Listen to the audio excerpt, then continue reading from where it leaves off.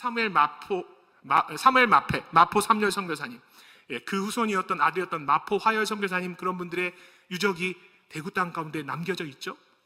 대구 동산병원에서 의료 선교사로 사역하시기도 하셨고요. 그리고 가운데 있는 분이 베어드라는 선교사님입니다. 저 베어드 선교사님은요, 학교 동기들 두 분보다 조금 뒤늦게 오지만 1891년에 옵니다. 정말 빠른 시기에 왔던 거죠. 그리고 그때 당시에 도착해서 선교사님의 사역지가 도착한 그해 91년 12월에 오셨고요. 바로 그 다음 총회 때 선교사님은 부산으로 가세요 해가지고요, 이분이 부산 개척 초기 선교사로 사역합니다. 그리고요, 무려 40년 동안 우리나라에서 멋지게 자신의 삶을 드리면서 사역했던 선교사님이세요. 근데 이분이요, 한국 내지 선교회라는 걸 만드세요. 이 내지 선교회가 너무너무 중요합니다. 코리아 인랜드 미션. 이 내지 선교회의 열매가 대구거든요. 여러분들, 이 선교사님은요, 전도여행 다니면서 새로운 걸 발견했어요. 많은 선교사님들이요, 처음 사역하면서 병원을 해야 됩니다, 학교를 해야 됩니다, 교회를 해야 됩니다, 이렇게 선교 보고하는데, 이 베어드 선교사님은요, 조선인들 곁으로 다가갔던 분이었기 때문에 다른 걸 발견했어요. 전도하러 가면 늘 머무는 곳이, 사람들이 바글바글한 곳이, 특별히 남성들이요, 그게 사랑방인 거예요. 실제로 선교사님의 첫 번째 보고입니다.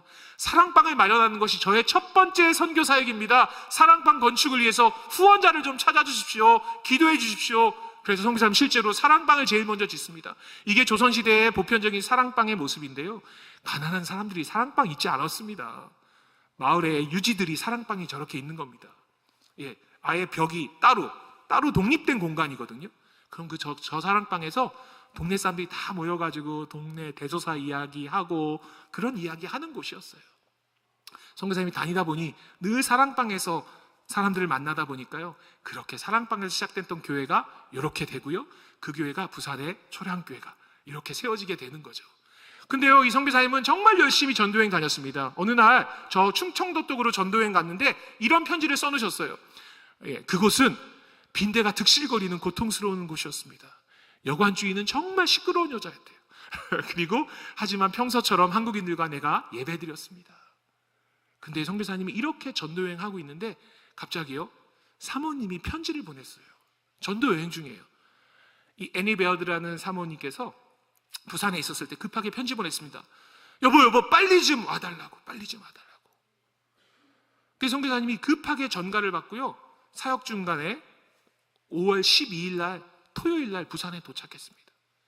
무슨 일인가 봤더니 첫째 딸 로즈 베어드라는 딸 아이가 두 돌 맞이하기 얼마 안 남은 시기였는데 갑자기 이후에 이제 병명은 급성 뇌척수막염으로 딸 아이가 아파서 고통 중에 있었어요.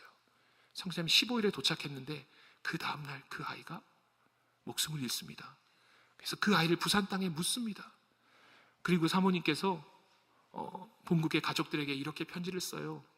5월 13일 주일날 아이가 보통 잠자리에 들던 그 시간에 짧은 생애를 끝냈습니다. 어머니가 짜주신 조그만 흰옷을 입히고 새 신발을 신겼습니다. 무덤을 넘어서는 소망을 갖지 못한다면 어떻게 이런 어려운 순간들을 살아갈 수 있을까요? 제가 처음에 이 자료를 발견하고요, 한동안 제가 이 편지를 제 책상 머리맡에 붙여놨었습니다. 제가 무슨 단어를 발견했냐 하면 무덤을 넘어서는 소망이 무언가. 제가 머리로는 이해했거든요. 무덤을 넘어서는 소망이 어떤 표현인지 아실 건데, 과연 내게 그런 일이 있다면 어머니로서 그 딸을 떠나보내고 무덤을 넘어서는 소망이 있기 때문에 이 땅곳에서 삶을 살아간다는 고백이 가능할까?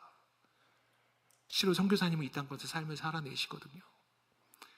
근데 그 삶이요, 성령님이 함께 하셨으니까, 위로해 주셨으니까 아프지 않았을 거라고요? 아니요, 그렇지 않습니다. 아이를 묻습니다. 그 아이가 떠난 5월 둘째 주간이 되면 엄마는 또 가슴이 아려옵니다. 아이의 장례를 치르고 남편 선교사님은 기록에 보니 한 일주일여 만에 2주 되기 전에 다시 선교 여정 중이었으니까요, 선교 여정을 떠납니다. 그때 사모님께서 남편을 생각하며 그 어린 딸을 생각하며 이 선교사님이 글 쓰시는 재주가 있었어요. 찬송가 가사를 하나 씁니다. 그 찬양이 우리가 이따 메시지 이후에 나눌 찬양인데 제가 가사를 한번 읽어드릴게요. 남편 늘 선교여행 다니지 않습니까? 그래서 이렇게 쓰신 거예요. 멀리 갔더니 처량하고 고나며 슬프고도 외로워 정처 없이 다닙니다. 예수님, 내가 마음 아파 올 때에 내 눈물 씻어주시고 나를 좀 위로해 주세요. 우리 남편 다니다가 쉴 때 쓸쓸한 곳 만나도 제발 홀로 있게 마시고 성령 하나님 함께 해주시고 보호해 주세요. 예수 내 주여, 지금 내게 오셔서 떠나가지 마시고 길이 함께 해주세요. 한국교회의 성도님들이 가장 좋아하는 찬송가 10곡을 뽑으면 단 한 해도 거르지 않고 들어있는 찬송가가 이 찬송가인데, 사실 이 찬송가는 우리 개인에게 주제가 이거거든요. 인도와 보호라고 되어 있지만 사실은 한 선교사님께서 이 땅에서 그 힘듦을 이겨내고 살아가기 위한 간절한 기도였고, 하나님께 간구했고 부탁드렸던 이야기가 찬양이 돼서 지금까지 전해지고 있습니다. 그래서 저 꼭대기에 보시면 베어드 선교사님의 아내 배위량 부인이 작사가로 저렇게 되어 있는 거예요. 저희가 함께 말씀을 끝내고 이 찬양을 부를 때 한번 선교사님의 마음을 생각하시면서 우리가 어떻게 이 땅 가운데서 증인으로 살아가야 되는지 한번 되돌아보면서 이 찬양을 함께 하면 너무 좋을 것 같습니다. 이 선교사님, 베어드 선교사님은요, 당시에 사도 바울의 고백처럼 로마서 15장에 있는 말씀이죠. 왜냐하면 당시에 호주 선교사님이 부산에서 돌아가시면서 호주 선교부가 부산으로 사람들을, 청년들을 막 보내기 시작했어요. 그러니까요, 선교사님이 부산에 먼저 터를 잡았지만 호주 선교사님들이 부산 경남 지역 그럼 사역하십시오. 나는 사도 바울처럼 아직 터가 닦이지 않은 곳으로 가겠습니다. 그래서 내지를 그렇게 돌아봤던 겁니다. 이 선교사님 두 분이요, 찾아갔던 곳이 바로 대구였어요. 죄송합니다. 부산에서 출발해가지고요, 내지 선교회 만들어서 대구 개척했습니다. 근데 개척해서 6개월도 안 됐는데 서울로 갈 수밖에 없었어요. 1년간 서울에서 우리나라 교육 시스템을 만듭니다. 그래서 이분이 전 한국 교육 담당 선교사가 돼가지고요, 평양으로 올라갑니다. 그리고 평양에서 시작된 학교가 평양의 숭실학당이 되는 거예요. 대구에서 약정골목 안에 들어와가지고요, 거기서 터를 마련했거든요. 집도 마련해 놨습니다. 선교사역을 하려고 하는데, 대구에서 하려고 하는데 선교부가 서울로 불려드렸잖아요. 이 대구를 어떻게 하느냐. 근데 아까 그 애니 베어드 선교사님의 남동생, 3살 밑에 남동생이었던 우리 많이 들어보신 아담스 선교사님이 그때 부산에서 언어훈련하고 있었어요. 동생아, 처남, 우리가 대구 개척해놨어. 대구에 와가지고 사역해주면 너무 좋을 것 같아. 그래서요, 대구에 옵니다. 그리고 아까 베어드 선교사님은 저렇게요, 학생들 데려다가 학교하는 게 그게 숭실학교가 되는 거고요. 사모님은요, 평양에 가서도 글 쓰는 일을 멈추지 않습니다. 여러분, 이게 선교사 사모님이 아이들을 위해서 지었던 찬양이에요. 이게 무슨 찬양이냐면요, 예수 사랑하심을 성경에서 배워, 그 찬양인데 이 아래 가사가, 영어 가사가 원래 Yes, Jesus loves me 이거거든요. 근데 이거를 한국인에게 알리기 위해서, 조선인에게 알리기 위해서 고민했어요. 우리나라는 존칭이 있잖아요. 그래서 후렴을 이렇게 한 거예요. 예수씨 날 사랑하심, 예수씨 날 사랑하심. 이게 왜 가능하냐 하면 그들 곁에 머물기 때문이에요. 한 여자아이, 이분이요, 학교에 교재가 없으니까 놀라운 건요, 이 선교사님이 직접 그리고 쓴 거예요. 우리나라 식물도감, 동물도감을, 우린 그런 게 없으니까요, 자료가. 이 애니 베어드 선생님이 만들어 주셨습니다. 그리고 실제 인물이에요. 보베라는 여자아이가 가난한 집 아이인데 남의 집에 팔려갑니다. 결국 그 아이가 이후에 예수님 믿게 되고 전도부인으로 살아가는 그 이야기를 이분이 영어로 써가지고 외국에서 출간했는데, 그걸 이제 한국에서 번역해가지고 출간되어 있는 책입니다. 늘 그들 곁에 다가가려고 했어요. 그래야 복음을 증언할 수 있으니까요. 여학생들을 가리킵니다. 그게 평양의 숭이 여학교가 되는 거죠. 근데 어쨌든 이 선교사님께서 평양 이야기를 조금 더 하고 대구 가겠습니다. 이 선교사님께서 평양에서 사역하는데 1907년에 갑자기 몸에 이상이 있습니다. 그래서 급하게 서울 세브란스 병원에 왔는데요, 당시 세브란스 병원 의사였던 에비슨이라는 선교사님께서 선교사님, 본국에 가서 진료를 좀 받으셔야겠다고 가봤더니 암이 발견된 거예요. 근데 놀라운 건 당시에 암을 치료했습니다. 1908년에 암을 치료하고요, 선생님 다시 우리나라에 들어와서 평양에서 사역하시는데 1916년 그때 잠시 안식년 겸해서 미국에 가 계셨을 때 선생님 몸이 조금 더 이상했거든요. 그래서 선교사님이 진료를 받는데요, 암이 재발됐습니다. 그때 사실 남편 선교사님은 본토에 계셨었어요. 그러니까 애니 베어드 선교사님께서요, 이제 이렇게 의사 선생님이 얘기하시는 거예요. 또 교단 선교부도요. 가족들을 미국으로 오게 해서 이제 더 이상 손 쓸 수 없으니까 주님 부르시는 그때를 가족들과 함께 보내면서 기다렸으면 좋겠어요. 그때 선교사님이 그렇게 우셨대요. 자신이 암으로 생을 마감하는 것의 슬픔이 아니라 나를 좀 조선 땅에 보내달라고. 우리 남편이 나의 이 죽음으로 인해서 선교지를 비우는 일은 없어야 됩니다. 선교사님, 의사 선생님과 선교부의 허락을 받고요, 진통제를 맞아가며 비행기 타고 오는 게 아니잖아요. 암 말기 환자가 배를 타고 다시 우리나라에 오고 평양으로 들어갑니다. 그리고 얼마 안 있다가 그 암으로 인해서 돌아가세요. 이분의 무덤이 평양에 있습니다. 선교사님이 조선에 돌아가고 싶으셨던 거죠. 평양의 장산이라는 곳에 지금은 저 무덤이 사라지고 없습니다. 잠들어 계십니다. 이 선교사님의 남동생이었던 아담스 선교사님이 우리나라에 오게 되는 겁니다. 이 대구, 부산에서 대구로요.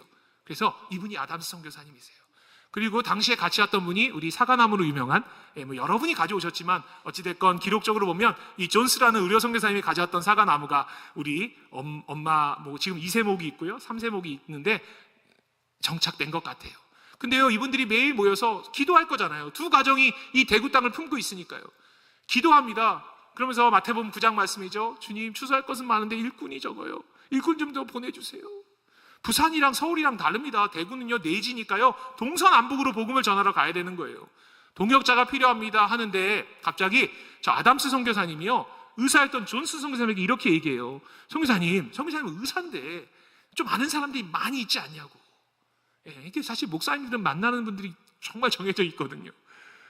그러니까 존스 선교사님이 기억은 나지 않는데 갑자기 선교지 오기 전에 어머니가 했던 말이 떠올랐어요. 왜냐하면 존스 선교사님 어머니가 늘 엄마 친구의 아들 이야기를 했거든요. 이게 엄친한데요. 엄친한데, 야, 엄마 아들 친구도 저 남미로 선교지 가려고 해. 그 얘기가 떠오른 거예요. 그래서 존스 선교사님이 어머니에게 편지했어요. 어머니, 엄마 친구 아들, 그분 이름이 브루언인데 그 아들은 지금 뭐예요? 근데 저 엄마 친구 엄마도 대단한 분입니다. 자, 아들 브루언에게 늘 이렇게 얘기했대요. 또, 아들아, 엄마 친구 아들은 벌써 조선이라는 나라에 가서 선교한다는데 너는 왜 선교지 아직 못 가니? 계속 문이 닫혀가지고요. 그러니까 저 아들이 또 걱정, 그 엄마 친구 아들 소식이 궁금해가지고 주소를 물어가지고 편지했어요. 어머니에게, 친구 어머니에게. 엄마 친구에게. 죄송합니다. 헷갈리죠? 근데 저 어머니가 그날 두 자녀에게 이렇게 편지합니다. 아들아, 나는 오늘 같은 날 2통의 편지를 받았다. 존스, 너는 엄마 친구 아들 브루언이 지금 어디서 뭐 하는지 물어보고, 브루언 너는 존스가 어디서 무엇 하는지 물어보는구나. 나는 이게 하나님의 큰 뜻이 있다고 생각해. 여러분, 브루언 선교사님이 그 자리에서 무릎 꿇고요, 하나님 저를 대구 땅에 부르신 줄 믿습니다. 대구로 오십니다. 바로 짐 꾸려가지고요. 그래서 이 세 분이 대구 선교회 3인방이라는 그 이름으로 사역했던 분입니다. 이분이 아담스라는 선교사님이고요, 이분이 의료 선교사 존스라는 분이고요, 지금 대구의 동산의료원 설립자시죠. 그리고 이분이 브루언이라는 선교사님이세요. 최근에 KBS 다큐 인사이드에서 그 오래된 필름을, 지금 여기 대구제일교회 역사관에 가면 돌아가고 있습니다. 그 필름이, 저분이 전도여행 다니는 모습 이런 것들 칼라로 복원해가지고 영상 보실 수 있습니다. 여러분, 이 세 분이요, 대구에 와서 사역하는 겁니다. 근데 대구 땅이 사역이 쉽지 않습니다. 데프리카, 그죠? 더위도 만만치 않고요. 제가 작년 초에 하양에 갔더니 하양이 제일 더운 거라고 막 이러시더라고요, 하양 분들은. 근데요, 대구가 선교사님이 사역하기에 정말 힘들었답니다. 그게 3S인데 첫 번째가 뭔가 봤더니요, 연기요, 연기, 스모크요. 두 번째가 뭔가 봤더니요, 스멜, 냄새가 심했답니다. 세 번째는요, 소리 때문에 그렇게 힘드셨대요.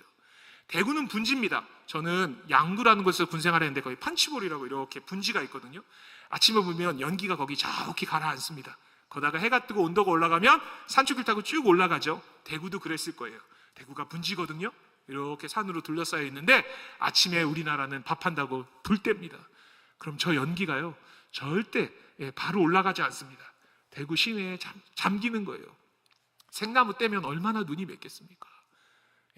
그리고 또 힘든 연기가 있었어요. 그게 뭐냐면요, 사랑방에 들어가면 조선 남정네들이 거기 앉아가지고 다 담배 물고 있었습니다. 담배 연기가 너무너무 심했습니다. 연기 쉽지 않았습니다. 두 번째는요, 냄새가요 쉽지 않으셨대요. 이 젊은 분들은 모르시겠지만 어르신들은 이거 사랑방에 가면 늘 집에 걸려 있습니다. 왜요? 이게 있어야 고추장, 된장, 한국 기본 장을 만드는 거니까요. 저 냄새만 힘들었던 게 아니에요. 한 선교사님의 기록에 보니까 어느 날 봄에 전도여행 가고 있는데 조선인 조사랑 같이 가는데, 아니 조선인 한 사람이 밭에서 이러고 있더래요. 저게 뭐냐? 모르셔도 알려달라, 궁금하잖아요. 그 이제 설명을 했겠죠. 우리 이거 이렇게 하는 거라고. 여러분, 선교사님이 이렇게 글을 쓰셨어요. 나는 앞으로 조선 사람이 주는 음식을 안 먹기로 했습니다. 그 밭에서 지난주에 뭘 따서 드셨을 건데 거기에다가 인분을 뿌리고 있는 거니까요. 여러분, 그 냄새가 또 얼마나 충격적입니까? 그리고 소리는요, 밤에 자려고 하면 그때부터 그날 빨래한 거 여인들이 이거 하기 시작합니다. 밤새도록요. 예. 며느리랑 시어머니랑 같이 이거 두들기죠. 한국 사람들은 이 멜로디가 익숙하니 그냥 잠을 자지만 외국인들은 쉽지 않습니다. 그리고 정말 힘들었던 소리는요, 무당 구토는 소리가 영적 싸움이었거든요.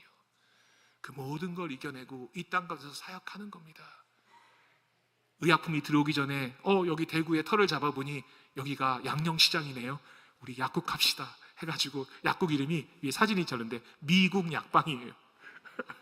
그래서 여러분, 대구 분들이니까 아시겠죠? 제가 대구에 설교하러 장로님 통해서 들은 게 있어요. 양령시장 얘기를 했더니 옛날에 진짜 가난한 집 애가 곧불이 걸리면, 감기 걸리고 아프면 약은 못 사주니까 너 가서 양령골목 한 2바퀴 돌고 와, 그랬다고 그 얘기를 해주시더라고요. 혹시 이 중에도 그런 분이 계신지 모르겠지만. 근데 선교사님은 가난한 사람 약을 나눠주는 거예요. 예. 그리고 약을 보통 미국 약은 며칠씩 받아야 낫죠? 3일인데 하루나 이틀치만 주고, 그러면 사람들이 안 와요. 무료로 받았으니까 미안하니까. 물어서 집에 찾아가서 전도하면서 약 나눠주고, 그렇게 복음을 전했습니다. 그게 대구의 재중원이 된 거고요, 그게 대구의 동산의료원이 된 거죠. 그리고 남학생들 데려다가 학교했죠. 그게 대구의 개성학교고, 3.1 만세운동의 중심이 됐던 아담스관이 저기에 있고요. 여기가요, 지하실에서 3.1 만세운동 등사했던 거고, 또 여학교 학생들 데려다가 학교하죠. 그게 신명학교가 되는 거고요. 저 부러운 선교사님의 사모님이었던 부마태 선교사님이 신명학교의 기초를 다지고요. 그리고 대구제일교회에서 1930년대에 전국 교사 수련회 할 때의 모습이 남겨져 있고, 저 건물은 지금도 남겨져 있습니다. 우리가 이런 멋진 은혜의 땅 가운데 우리가 살아가고 있습니다.